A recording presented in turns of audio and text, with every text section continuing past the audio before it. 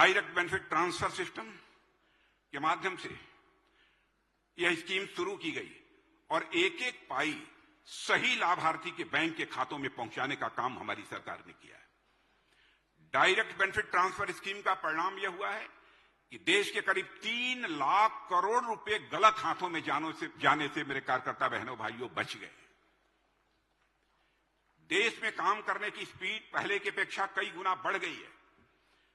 2014 में जहां पर भारत में स्टार्टअप की संख्या 300, 400, 500 हुआ करती थी, आज आपको जानकर यह खुशी होगी कि भारत में स्टार्टअप की संख्या 1,20,000 से अधिक पहुंच गई है।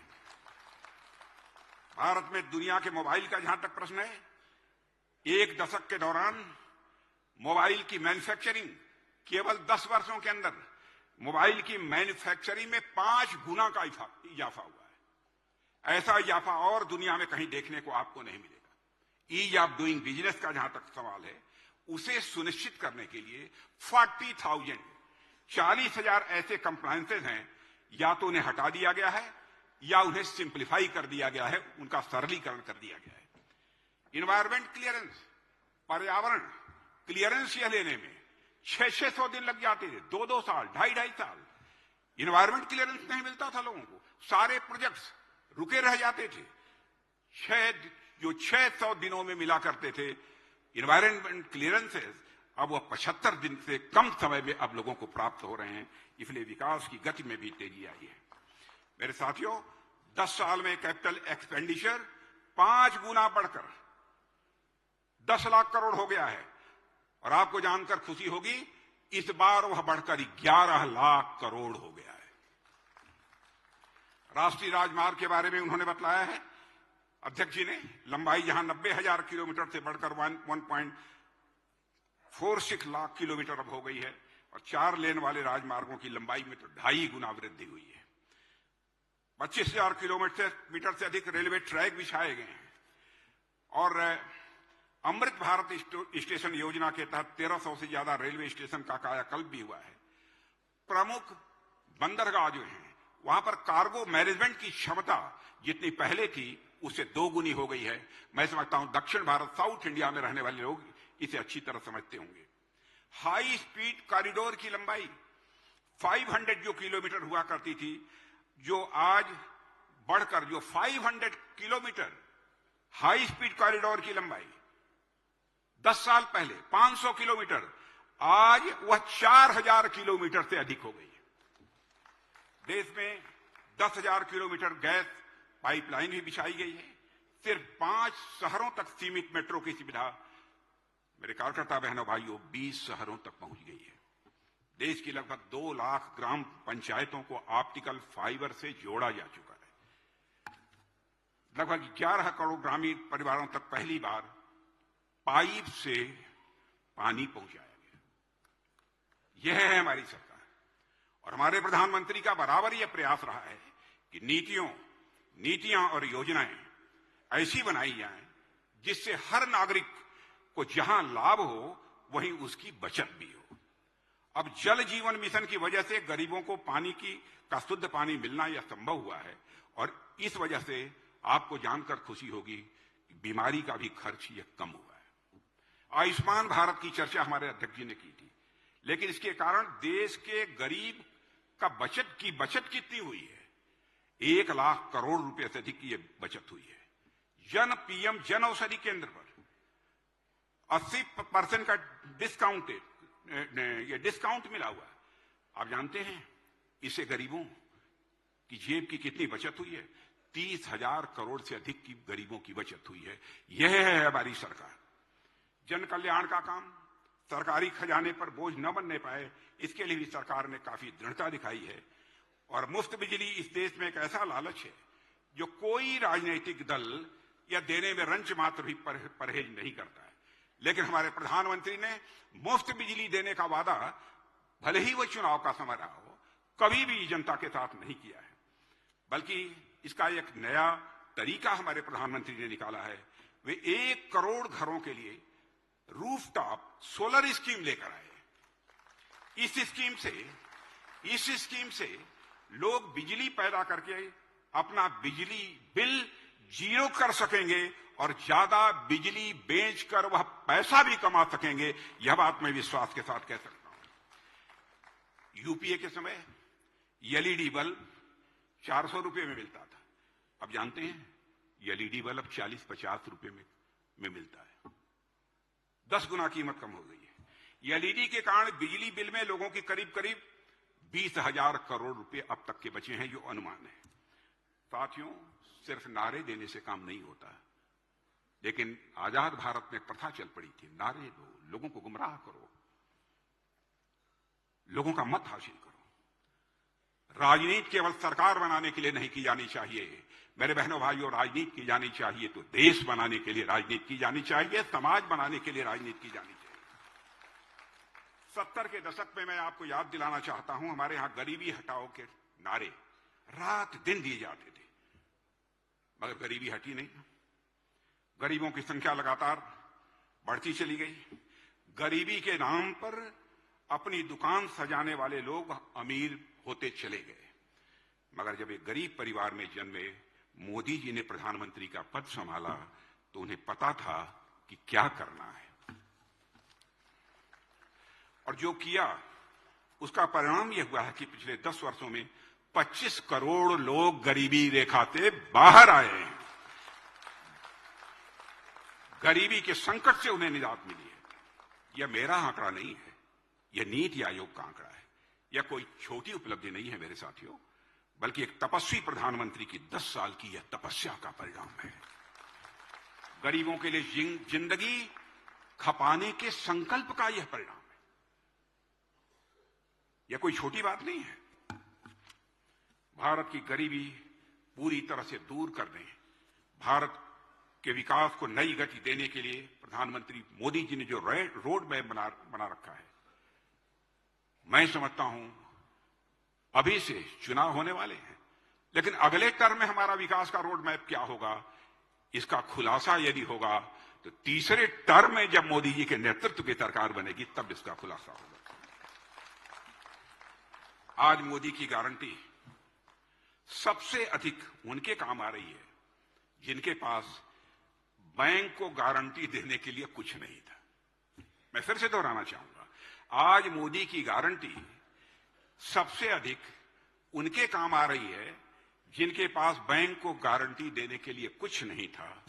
साल 2014 तक भी देश में करोड़ों लोग ऐसे थे जिनका बैंक में खाता नहीं था, और आपको मालूम है 50 करोड़ गरीबों के देश में खाते खुल गए हैं। आज बिना गारंटी के रेहड़ी पटरी वाले लोगों को बैंकों से लोन मिल रहा है। उनकी गारंटी किसने दी है? उनकी गारंटी देने वाला भी तो कोई चाहिए। उनकी गारंटी देने वाला एक ही भारत माता का सपूत है जिसका नाम है नरेंद्र मोदी, जो आज हमारे भारत के प्रधानमंत्री।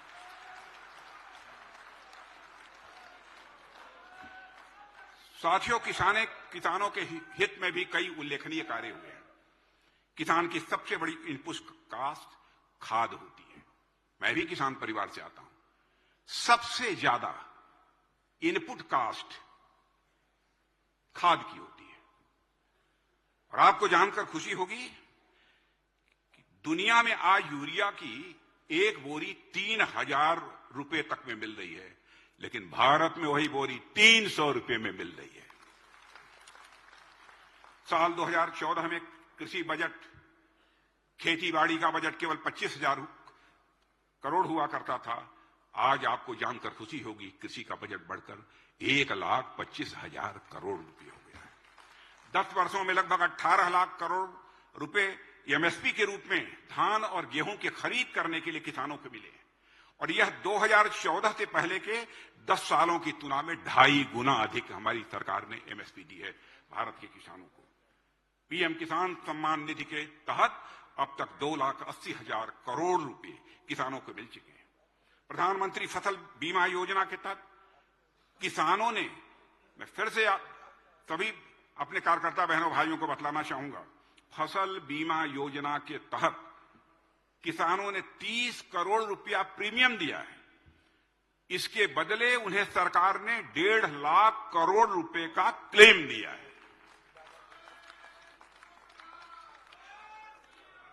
और साथियों, आज भारत का एग्रीकल्चर एक्सपोर्ट 4 लाख करोड़ रुपए तक पहुंच गया है और देश में पहली बार पशुपालकों और मछुआरों को किसान क्रेडिट कार्ड का आज लाभ मिल रहा है। किसानों की एक बहुत बड़ी समस्या आप जानते हैं, भंडारण की होती है। उसकी सुविधा के अभाव के कारण एक बहुत बड़ा संकट पैदा होता है।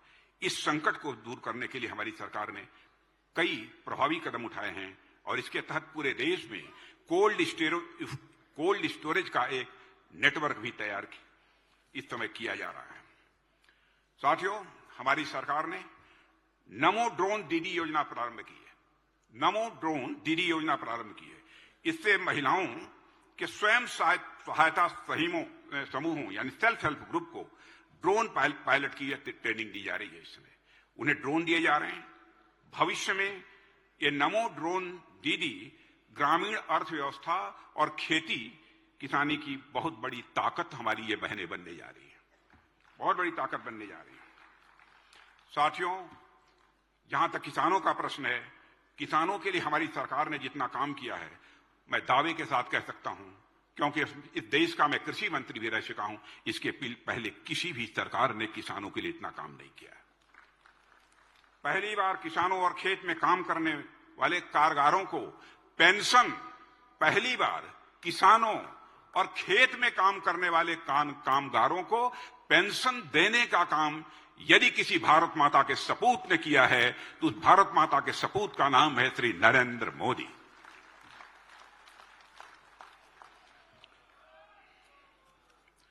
और मैं कह सकता हूं, जो हमारी बातचीत होती है उस आधार पर मैं कह सकता हूं कि हमारे प्रधानमंत्री के लिए किसान उनके परिवार के सदस्य से कम नहीं है। मेरे बहनों भाइयों, जो संवेदनशीलता उनके अंदर मैंने किसानों के प्रति देखी है, किसानों की समस्याओं पर उन्होंने सदैव बहुत ही सहानुभूतिपूर्वक विचार किया है और उसका उचित समाधान भी दिया है।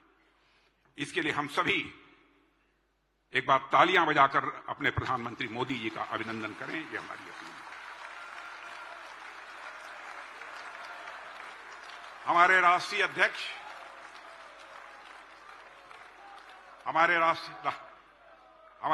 अध्यक्ष ने आपके सामने बतलाया कि धारा 370 की मांग पहला जब चुनाव 1951 का हुआ था, तब से हम भारतीय जनता के रूप में काम कर रहे थे, तब से बराबर धारा 370 को समाप्त करने की बात हम करते चले आ रहे हैं। अपने चुनावी घोषणा पत्रों में हम वादे भी करते थे। लोग ये कहते थे धारा 370 का वादा तो बराबर ये लोग करते हैं, लेकिन धारा 370 कभी समाप्त नहीं होगी। आपने देखा जब संसद के दोनों सदनों में हमको स्पष्ट बहुमत मिला तो हमारे गृह मंत्री अमित भाई ने वह प्रस्ताव पेश किया, हमारे प्रधानमंत्री मोदी जी के मार्गदर्शन में, उनके नेतृत्व में, और धारा 370 को हम लोगों ने तार कर दिया और धारा 370 समाप्त। जम्मू कश्मीर और लद्दाख के प्रति जो लंबे समय से अत्याचार हो रहा था, जम्मू कश्मीर और लद्दाख के साथ जो लंबे समय से जुल्म और अत्याचार हो रहा था, भेदभाव हो रहा था, उसको मेरे कार्यकर्ता बहनों भाइयों हम लोगों ने डंके की चोट पर समाप्त किया है। इसी तरह भारतीय दंड संहिता, इंडियन पेनल कोड था, यानी कैसे दंड लोगों को मिलेगा, इस प्रकार के कानून बने हुए थे। हमारी सोच में पॉजिटिविटी देखिए। जिन लोगों की सोच में नेगेटिविटी थी, उन्होंने इंडियन पेनल कोड, भारतीय दंड संहिता, उसका नामनक्लेचर किया। लेकिन हम लोगों ने कहा भारतीय दंड संहिता नहीं, बल्कि जो भी यदि अदालत में जाता है, अदालत की दहलीज पर खड़ा होता है, तो उसे न्याय मिलना चाहिए। गलत करता है तो दंड मिलना चाहिए, और ये अच्छा करता है तो एक प्रकार से उसका सम्मान किया जाना चाहिए। इसीलिए दंड संहिता को हम लोगों ने न्याय संहिता के रूप में परिवर्तित किया है, और इस काम को भी हमारे गृह मंत्री अमित भाई ने ये प्रस्तुत किया था मोदी जी के मार्गदर्शन में, यह भी पारित हुआ है।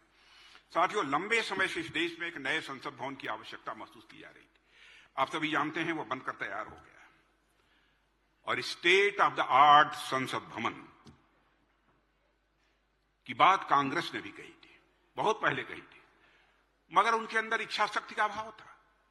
वह इस काम को नहीं कर पाए, बल्कि उन्होंने यह किया कि जो उद्घाटन समारोह था उन्होंने बायकॉट किया। और तर्क क्या दिया था? उद्घाटन समारोह का बहिष्कार किया और न तो वह उनके पार्टी में हित में था और न उनके लोकतंत्र के हित में था और न ही वह देश के हित में था जो काम उन्होंने किया। और उसके लिए तरह तरह के तर्क देते थे। हमने क्यों उसका बायकॉट किया।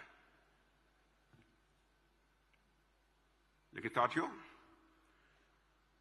लोकतंत्र का एक नया मंदिर तो हमारे प्रधानमंत्री ने बनाया, उसका निर्माण तो किया ही है।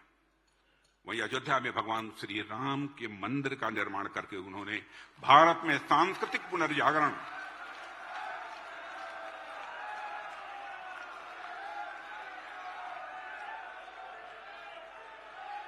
उन्होंने अयोध्या में भव्य राम के मंदिर का निर्माण कराकर उन्होंने भारत में सांस्कृतिक पुनर्जागरण के एक नए अध्याय की शुरुआत की है। 500 वर्षों की प्रतीक्षा के बाद भगवान राम अपने नव विग्रह में अवस्थापित हो गए हैं। साथियों, प्रधानमंत्री जी, 22 जनवरी को मैं प्रधानमंत्री जी को संबोधित करके मैं कहना चाहता हूं, प्रधानमंत्री जी, आपने 22 जनवरी को आपके माध्यम से जो कार्य हुआ है वो कोई सामान्य कार्य नहीं है। वो इतिहास में अद्वितीय है, अनपैरेलल है। और यह इसलिए अद्वितीय है कि यह अवसर 500 वर्षों के बाद आया है। यह तो बात है, पर मैं कह सकता हूं, सन 1947 में भारत देश का शरीर स्वतंत्र हुआ था और 22 जनवरी 2024 को उसमें आत्मा की प्राण प्रतिष्ठा हमारे प्रधानमंत्री के।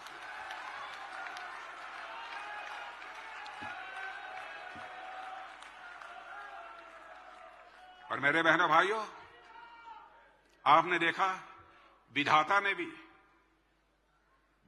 भी भगवान राम की प्राण प्रतिष्ठा के लिए किसको चुना। इस नियत ने भी भगवान राम की प्राण प्रतिष्ठा के लिए किसको चुना तो हमारे देश के यशस्वी प्रधानमंत्री नरेंद्र मोदी जी को चुना। भगवान राम के लिए जो जन आंदोलन हमें देखने को मिला, वह एक नए युग का प्रवर्तन है। मेरे बहने भाइयों, राम मंदिर के बारे में इतना ही कहना चाहूंगा। मोदी जी ने अयोध्या के साथ साथ Kashi Vishwanath corridor, Mahakal corridor, Kartarpur corridor के साथ साथ केदारनाथ, बद्रीनाथ, सोमनाथ जैसे धार्मिक और आध्यात्मिक केंद्रों का पुनर्निर्माण भी कराया है। अब तो अबू धाबी में भी मोदी जी से प्रयासों से एक भव्य मंदिर बन गया है। इसके बारे में बहुत विस्तार में जाने की कोई आवश्यकता नहीं। चंद्रयान मिशन, आदित्ययान मिशन, इसके बारे में कोई बहुत अधिक मुझे चर्चा करने की जरूरत नहीं है। चंद्रयान मिशन, क्योंकि इसके बारे में हमारे अध्यक्ष जी ने चर्चा कर दी है। साथियों, महिला सशक्तिकरण, मैं आपका ध्यान आकर्षित करना चाहूंगा। महिला सशक्तिकरण की बात करना और उसके लिए काम करना, मैं यह मानता हूं कि दोनों अलग अलग बातें हैं। भाजपा की जब केंद्र में मोदी जी के नेतृत्व की सरकार बनी तो पुलिस और अर्धसैनिक बलों में 33% पदों पर महिलाओं की नियुक्ति करने की एडवाइजरी जारी हुई थी। और उसमें मैं ही गृह मंत्री था। मोदी जी ने मुझे निर्देश दिया था, यह एडवाइजरी हम लोगों ने जारी की। मोदी जी के नेतृत्व में सैनिक स्कूलों और एनडीए को महिलाओं के लिए खोल दिया गया।